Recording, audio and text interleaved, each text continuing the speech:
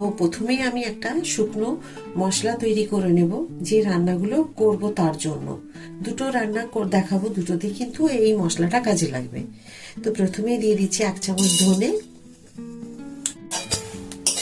নমস্কার, পুতুলের হোম কিচেনে আপনাদের সকলকে জানাই স্বাগত। আশা করি আপনারা সকলেই খুব ভালো আছেন, আমিও খুব ভালো আছি।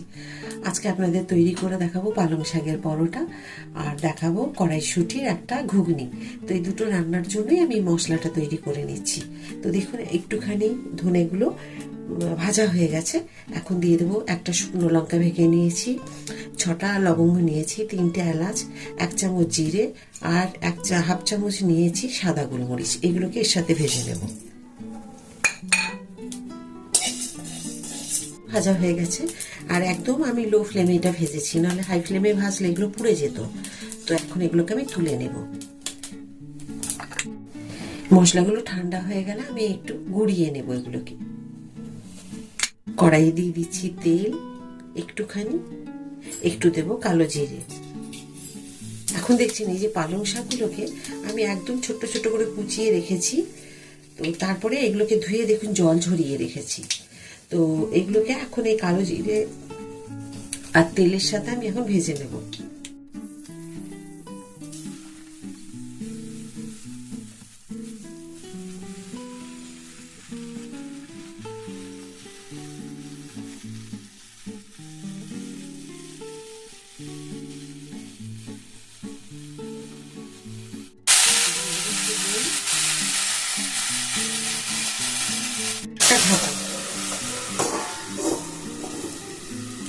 গুঁড়ো মশলাগুলো দেখুন হামাদিস্তাতে আমি গুঁড়ো করে নিয়েছি, যেগুলো আমি ভাজলাম। এখন এতে নিয়ে নেব।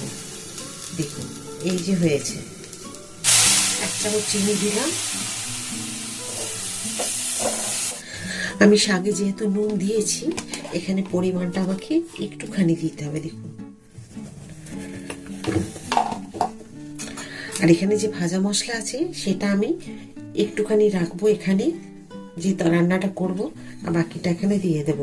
যেগুলো দেখবেন বেশ খচখচে মতো আছে আধ ভাঙা, সেইটা এখানে দিতে হবে, আর যেটা একটু বেশি গুঁড়ো হয়েছে সেটা রেখে দিতে হবে এখানে। দেব 1 চামচ জোয়ান, চামচ মৌরি, একটু দিতে হবে পরিমাণ মতো সাদা তেল, রিফাইন তেল।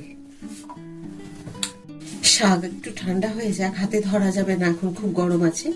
একটু ঠান্ডা হয়ে যাক, ততক্ষণ আমি আপনাদেরকে দেখিয়ে দিই যে মটরশুঁটি যে আমি ঘুগনি করব সেটা কিভাবে করছি। দিয়ে দিচ্ছি তেল, সর্ষের তেলে করবেন। আমি ঘুগনিতে দেওয়ার জন্য কোনো মশলা দেব না, শুধু বাটা মশলা বলতে শুধু একটা টমেটো দেব, সম্পূর্ণ নিরামিষে করব। দেখুন একটা টমেটো আমি এখানে বেটে নিচ্ছি মিক্সিতে। তেল গরম হয়ে গেছে, এখন দেবো একটা শুকনো লঙ্কা, দুটো তেজপাতা ছোট, আর ছোট চামচের 1 চামচ দেব রাঁধুনি। আমি এই কড়াইশুঁটিগুলোকে মানে মটরশুঁটিগুলোকে আমি সেদ্ধ করে রেখেছি। আপনারা চাইলে এটা প্রেসার কুকারে একটা সিটি দিয়েও করতে পারেন, বা 10 মিনিটের জন্য গরম জলে এমনি একটা বাটিতেও করে নিতে পারেন, যেটা যেভাবে খুশি আপনাদের। তবে আমি নুন না দিয়ে করেছি, আপনারা চাইলে নুন দিয়েও করতে পারেন। এখন দিয়ে দেবো টমেটো, যে বাটলাম এইমাত্র সেই টমেটোটা দিচ্ছি। জিরে গুঁড়ো, ধনে গুঁড়ো,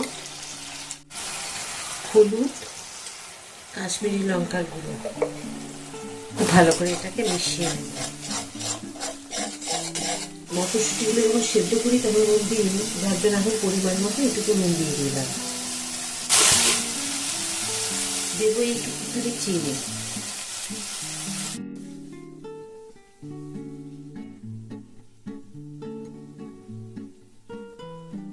এখন দেবো সেদ্ধ করা মটরশুঁটিগুলো। কি সহজে রান্নাটা হয়, আপনার কাছে দেখবেন যে খুব সহজে কিন্তু এই রান্নাটা হয়ে যায়, আর খেতে খেতে খুব সুন্দর হয়। তবে যদি এটা আপনারা আলু দিতে চান আলু দিতে পারেন, তবে আলু না দিলে কিন্তু এই মটরশুঁটির ঘুগনি খেতে বেশি ভালো লাগে। এখন দেখুন সেদ্ধ করা যে কড়াইশুঁটিগুলো ছিল বা মটরশুঁটিগুলো, সেই জল আমি দিয়ে দিলাম।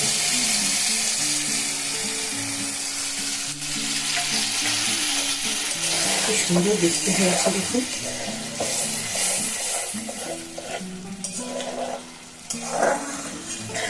এটা সম্পূর্ণ আমি নিরামিষে করলাম। আপনারা চাইলে এখানে আদা রসুন পেঁয়াজ সবই ব্যবহার করতে পারেন। আর যদি আলু দিয়ে করেন তাহলে আলুটাকেও সেদ্ধ করে নেবেন একটু কুকারে দিয়ে, হালকা একটু সেদ্ধ করে নিয়ে তারপরে ভেজে করবেন, তাহলে খুব তাড়াতাড়ি হবে। আর নাহলে কিন্তু এগুলো গলে যাবে, মটরশুঁটিগুলো, আর আলুগুলো সেদ্ধ হবে না। এখন দিয়ে দেবো আমি একটু কসুরি মেথি। আপনারা চাইলে ধনেপাতাও দিতে পারেন, শীতের সময় তো টাটকা ধনেপাতা থাকবে, সেগুলো দিতে পারেন। তবে কসুরি মেথিটা দিলে কিন্তু এতে খুব স্বাদটা ভালো হয়, সেই কারণে আপনাদের বলুন কসুরি মেথি। পালং শাকগুলো দেখুন এখন ঠান্ডা হয়ে গেছে, তো আমি এখন এগুলোকে বেশ ভালো করে হাতে মিশিয়ে নেব।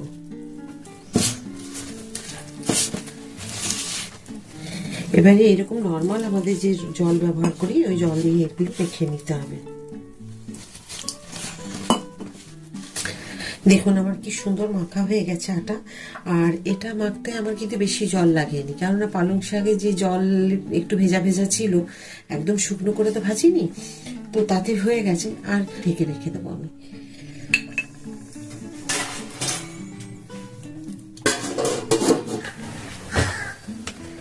আমি যে দেখুন ঘুগনি করলাম, তার মধ্যে যে আমি মশলা রেখেছিলাম, এবার সেই ভাজা মশলাটা আমি একটুখানি ওপর থেকে দিয়ে দিলাম।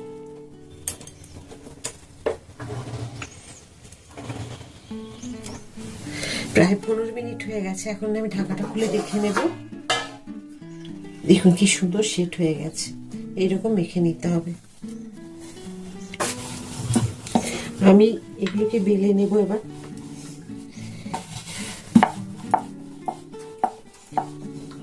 আপনারা গোল করেও বেলে ভাজতে পারেন পরোটার মতো, বা এইরকম ত্রিকোণ করেও নিতে পারেন।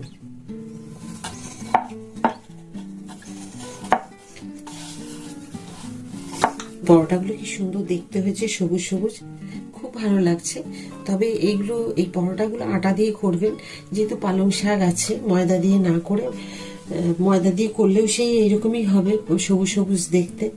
তো আমি এই কারণেই বলছি আপনারা কিন্তু এগুলোকে আটা দিয়ে করবেন, আটা দিয়ে করলে বেশি ভালো হবে। দেখুন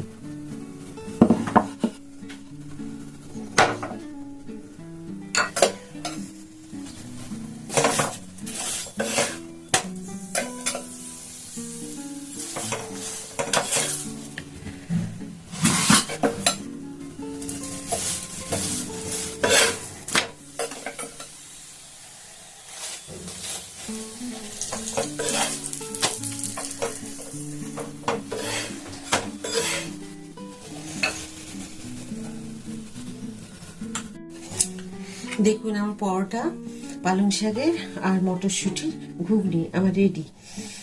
তো একটা পরোটা আপনাদেরকে দেখাচ্ছি আমি ছিঁড়ে, দেখুন কি সুন্দরভাবে হয়েছে। এই দেখুন একদম প্রত্যেকটা পরোটা দুখোল হয়ে পড়ে, মানে 3টে দেখুন লেয়ার হয়ে মানে খুলে যাচ্ছে। এই যে দেখুন কিরকম ভাবে হচ্ছে এগুলো। আরেকটা দেখিয়ে দিচ্ছি আপনাদেরকে, প্রত্যেকটা পরোটা কিন্তু এইভাবে একদম দুখোল হবে। এটা খুব গরম আছে, এটা দেখিয়ে দিচ্ছি। এই দেখুন কি সুন্দর, দেখুন সব খুলে যাচ্ছে। আর দেখতে পাচ্ছেন যে কি সুন্দর হয়েছে ঘুগনি, মটরশুঁটির ঘুগনি।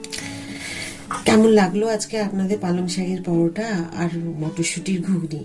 আশা করি আপনাদের ভিডিওটা খুব ভালো লেগেছে। সম্পূর্ণ ভিডিওটি দেখার জন্য আপনাদেরকে অসংখ্য ধন্যবাদ। এইভাবেই আপনারা আমার সাথে থাকবেন।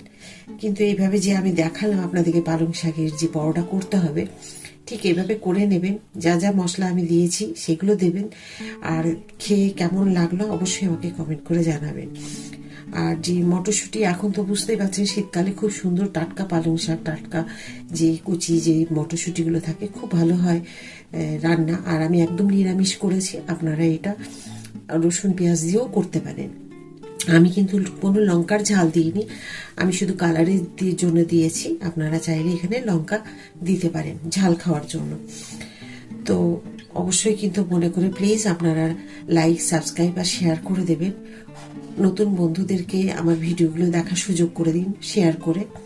এভাবে কিন্তু আমার সবসময় পাশে থাকবেন আপনারা।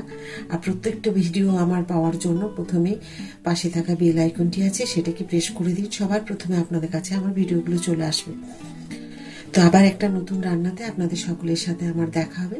সবাই খুব ভালো থাকুন, এই বলে আজকের ভিডিওটা এখানে আমি শেষ করছি। নমস্কার।